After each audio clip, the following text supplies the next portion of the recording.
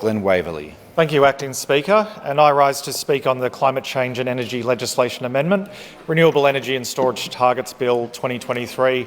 And firstly, I would like to acknowledge the contribution made by the member for Monbulk earlier on this bill, a passionate and reasoned take on the bill that's before the House. There is no doubt that climate crisis is one of the most significant challenges we face as a state and indeed as a country and a species. If it isn't clear already, both in the science or in the lived experience of Victorians, the climate is changing, leaving our state exposed and increasingly severe droughts, fires, heat waves and floods.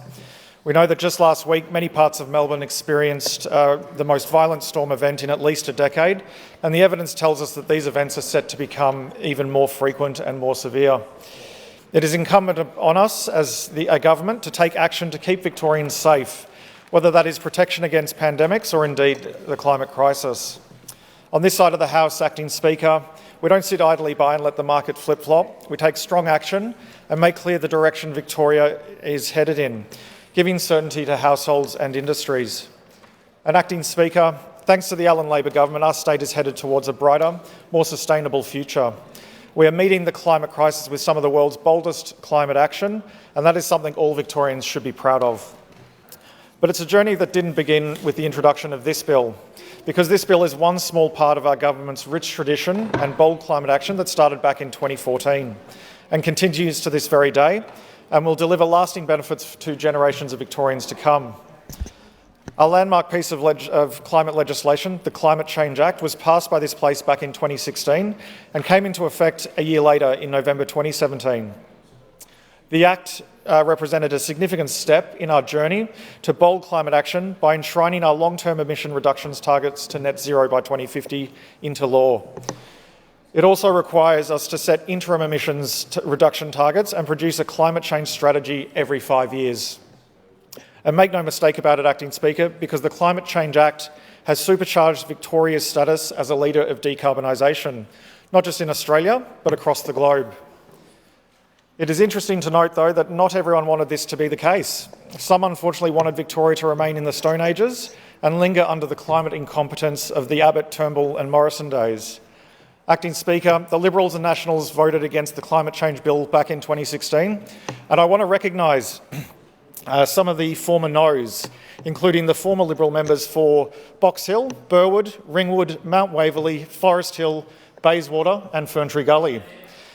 They comprehensively rejected the science, and then the Victorian people comprehensively rejected them. Because in Victoria, we believe in climate science. We recognise that bold climate action is a huge opportunity to transform our state for the better. Between 2005 and 2021, we drove down Victoria's emissions by almost a third, while our economy grew by more than 40%. A case in point that the climate action and the renewables transition isn't economically crippling, like those opposite want us to believe. It's economically transformative. This bill goes further by enshrining our interim emission reduction targets into law, including a cut of up to 33% by 2025, up to 50% by 2030, and up to 80% by 2035. Importantly, it also brings forward the net zero to 2045, which makes us a world leader and blows targets from the likes of the EU, Japan, Canada, Switzerland and Luxembourg out of the water. It's these legally enshrined targets that are set to deliver one of the world's most rapid decarbonisations right here in Victoria. And we're putting our money where our mouth is.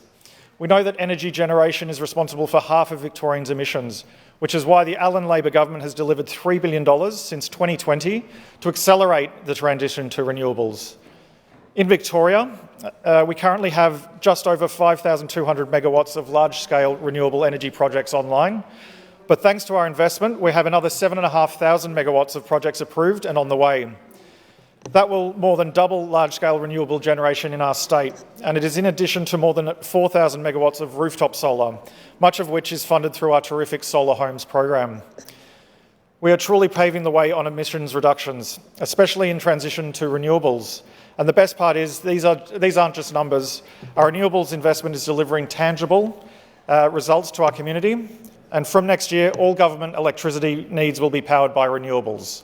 everything from schools to hospitals, metro trains and trams, to the lights in this building. That is a terrific achievement, and it's just the beginning. The bill before the House also supercharges our renewable energy transition by enshrining targets in law.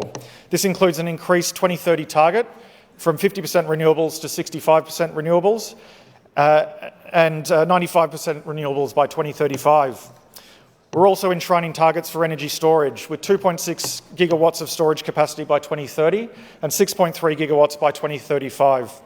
Plus, we're setting strong offshore wind targets as well, with 2 gigawatts by 2032 and 4 gigawatts by 2034 and 9 gigawatts by 2040. It's a terrific investment in Victoria and in Victoria's future, because our investments in emissions reductions will drive $9.4 billion of economic activity in our state through to 2035. And it's supporting almost 60,000 quality jobs in the process. And that's huge news for young Victorians looking to set themselves up for a brighter future and a sustainable career in renewables and also in the electricity industry. And we're turbocharging those benefits by bringing back the State Electricity Commission with our initial $1 billion investment, delivering 4.5 gigawatts of power from renewables.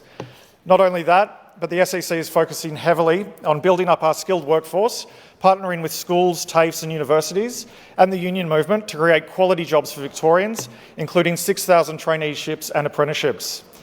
To get it happening, the SEC is completing a detailed business case and preparation for the SEC Centre of Training Excellence, and will begin implementation from next year.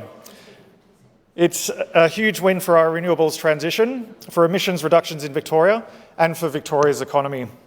And make no mistake, because the bill before this place is all about setting and strengthening the legislative framework to make it all happen. As a government, we're already kicking goals, but we won't be stopping anytime soon, because our planet, the Victorian community and the thousands of skilled renewable workers deserve nothing less than a bright, sustainable future. And there's a power of work underway in this space, not just by the Victorian Government and the SEC, but also by the terrific team at the ETU, and I'm proud to be part of the Allan Labor Government that will continue to back it all the way. And for these reasons, and so many more, I'm proud to commend this bill to the House.